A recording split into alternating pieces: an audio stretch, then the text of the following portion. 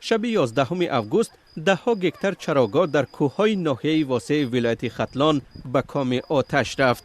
مسئولان اداره آتش نشانی منطقه کولاب گفتند که با عذاب سوخته را خاموش کردند و در این حادثه کسی آسیب ندید.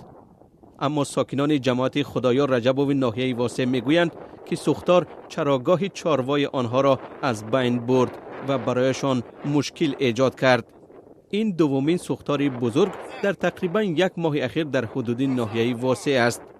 پیش از این شام 26 ایول در 2 گکتر زمین جنگلزار کوه نمک نیز سوختار رخ داد. مقامات میگویند امسال با گرم آمدن تابستان 10 گکتر زمین کشت و چراگاه ها سوخته اند.